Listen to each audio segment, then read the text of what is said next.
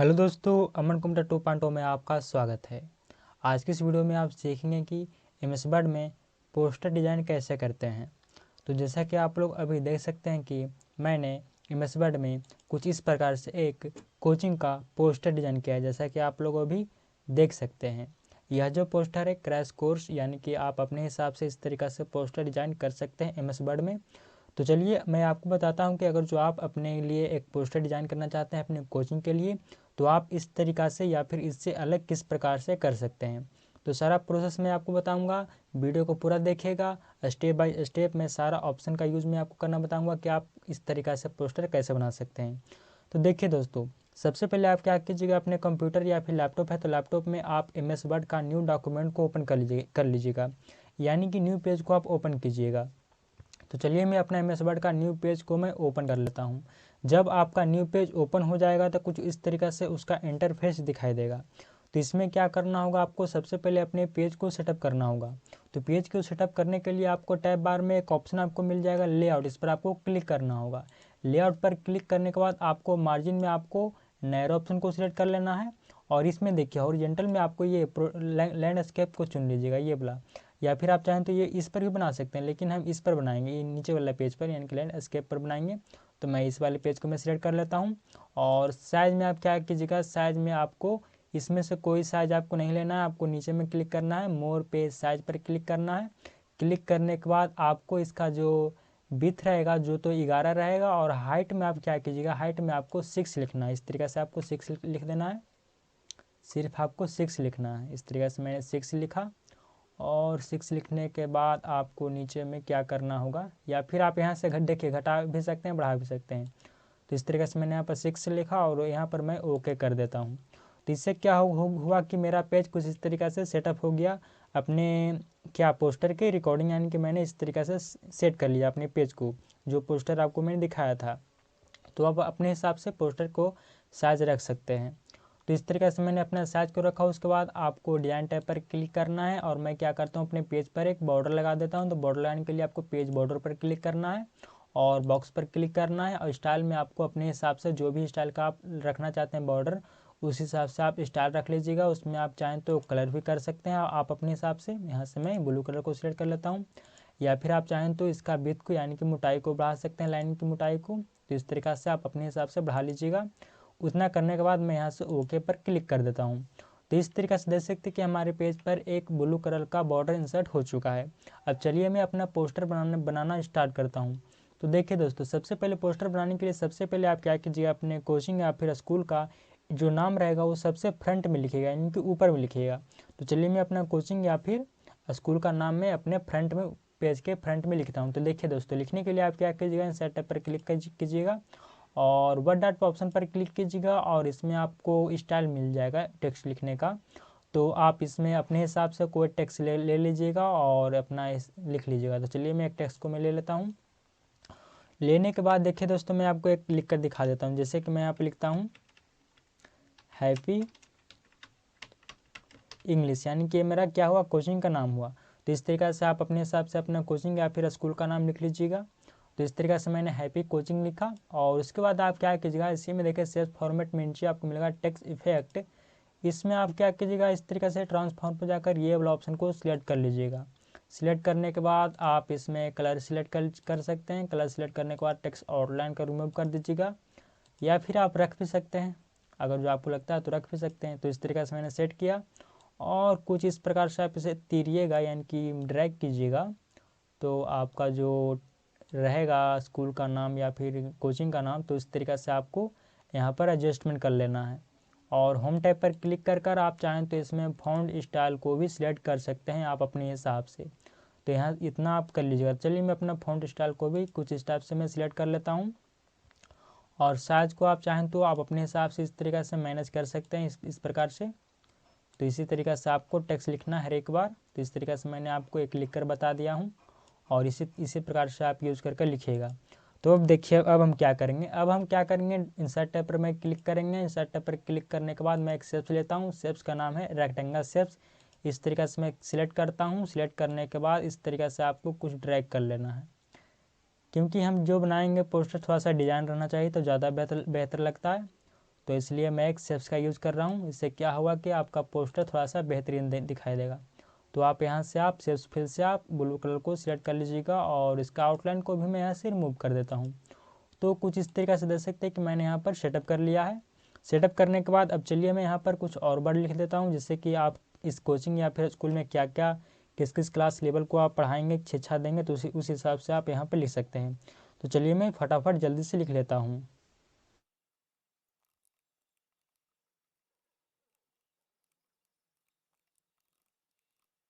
तो दोस्तों, जैसा कि आप लोग अभी देख सकते हैं कि मैं यहाँ पर अपना कोचिंग का जो भी मेरे पास फैसिलिटी है वो मैं यहाँ पर लिख लिया हूँ।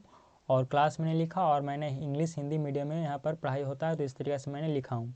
इसे आप इस तरीके से अपने सेल्स पर ले जाइएगा। इस तरीके से आपको इसमें एडजस्टमेंट करना है। करने के बाद आपको सेल्स फॉर्मेट पर क्लिक करना है, इसका आउटलाइन को रिमूव कर देना है। रिमूव करने के बाद इसका कलर को आप वाइट रखिएगा तो ज़्यादा बेहतर लगता है। और इसका ग्लो को भी मैं यहाँ से रिमूव कर देता हूँ। इस तरीके से आपको करना है। और टेक्स्ट इफेक्ट पर जाकर आपको ट्रांसफॉर्म पर जाकर आपको ये वाला ऑप्शन को सिलेक्ट कर लेना है।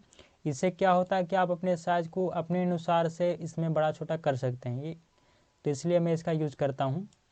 तो इस प्रकार से आप अपने हिसाब से इसमें एडजस्टमेंट कर लीजिएगा। इस तरीक़े से मैंने कुछ इस प्रकार से मैं यहाँ पर कर रहा हूँ, तो इसी प्रकार से आपको भी कर लेना है। तो इस तरीक़े से मैं यहाँ पर एडजस्टमेंट तो कर लिया हूँ।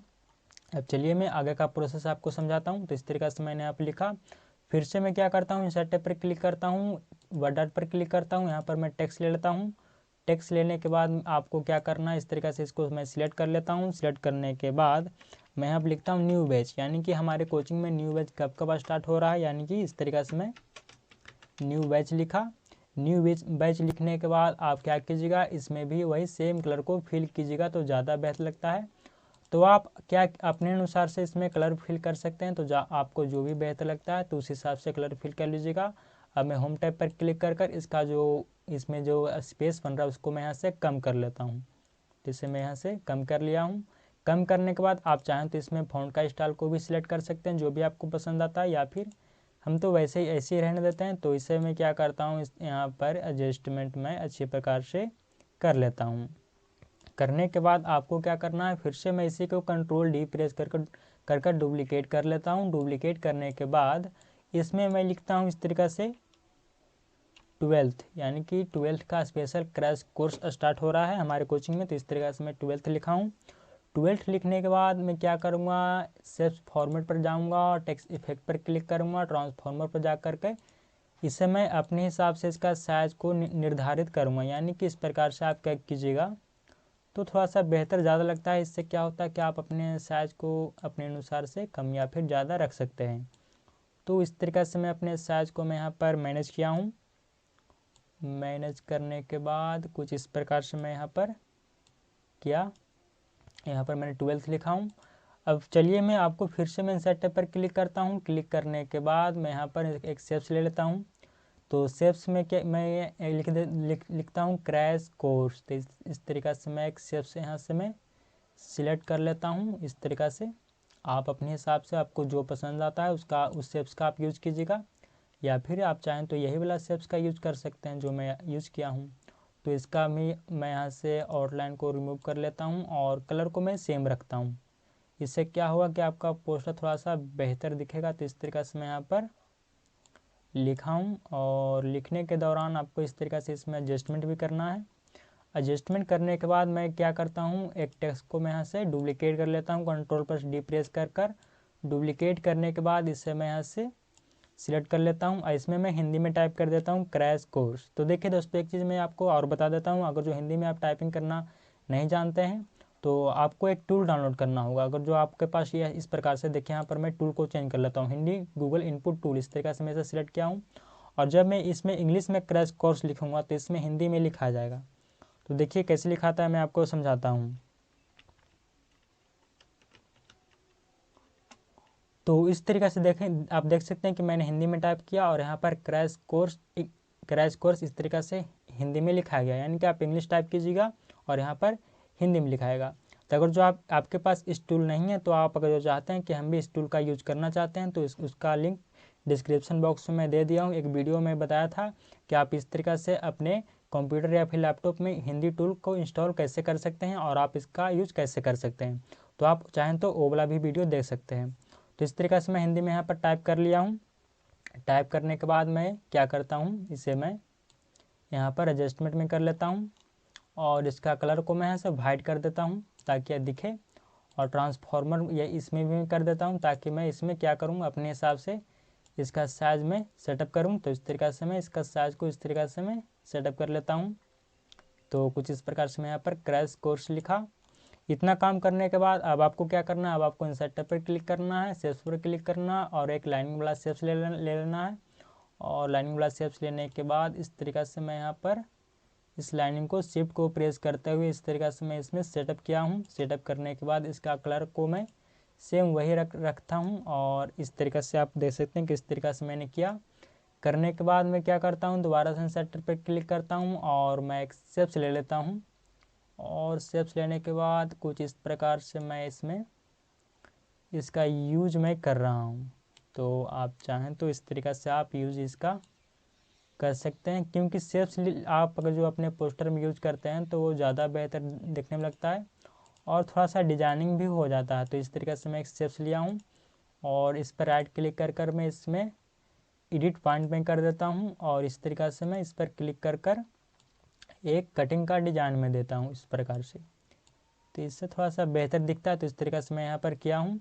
इतना काम करने के बाद मैं एक टेक्स्ट को यहाँ से डुप्लिकेट कर लेता हूँ।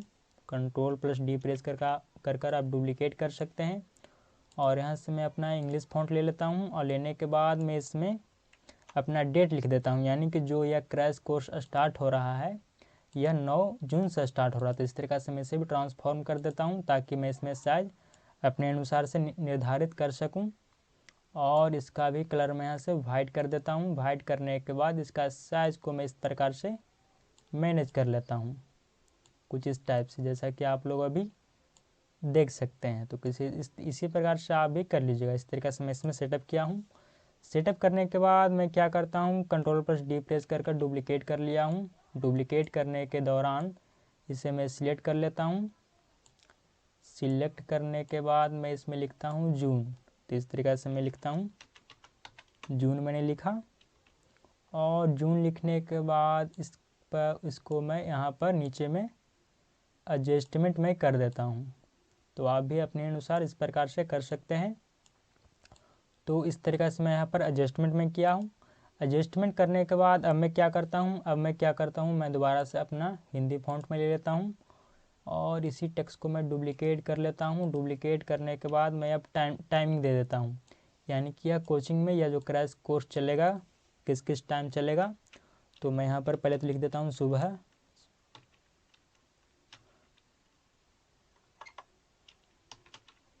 इस तरीके से मैंने सुबह लिखा, यानी कि आप चाहें तो इंग्लिश में मॉर्निंग भी लिख सकते हैं या फिर आप चाहें तो हिंदी में लिख सकते हैं। और इस तरीके से मैं यहाँ पर शाम लिख देता हूँ, यानी कि 2 टाइम यहाँ पर बैच चलता है। तो सुबह शाम का मैं यहाँ पर कॉलम बनाया हूँ और इसे मैं कुछ इस प्रकार से एडजस्टमेंट में किया हूँ, जैसा कि आप लोग अभी देख सकते हैं। तो इस तरीके से मैंने यहाँ पर किया। करने के बाद मैं फिर से एक टेक्स्ट शेप्स ले लेता हूँ। सेटअप पर क्लिक कर रेक्टेंगल शेप्स में लिया हूँ और इस तरीके से एक बॉक्स में बनाता हूँ। बॉक्स बनाने के बाद आपको इसमें मैं टाइम लिखूँगा, यानी कि जिस टाइम यहाँ पर सुबह में पढ़ाई होगी तो उस हिसाब से मैं यहाँ पर टाइम लिखूँगा।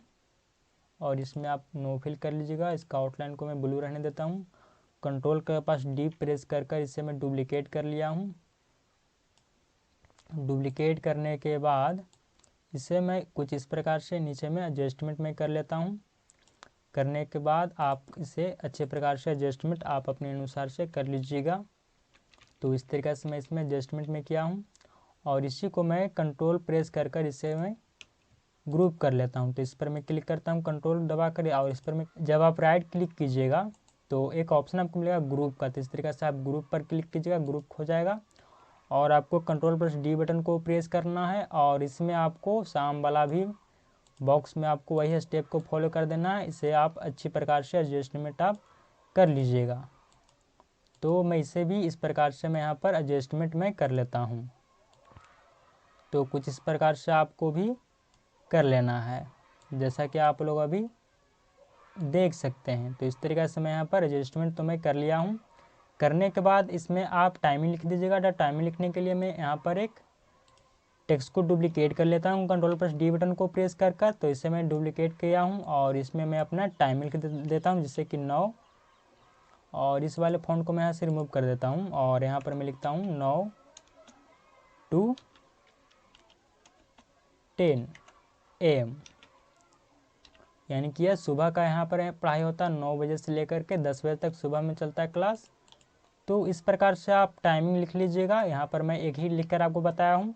इतना काम करने के बाद देखिए दोस्तों, आपको क्या करना होगा। आपको जो आप यहाँ पर देख सकते हैं कि लाइनिंग लिए थे, इस पर मैं क्लिक कर कर Ctrl+D प्रेस कर कर डुप्लीकेट कर लेता हूँ। डुप्लीकेट करने के बाद मैं इसे क्या करता हूँ, नीचे की ओर इस तरीक़ा से ले आता हूँ, ताकि यह लगे कि यह जो एक बॉक्स में बंधा हुआ है। तो इस तरीक़ा से दिखेगा, तो आपको बेहतर भी लगेगा दिखने में।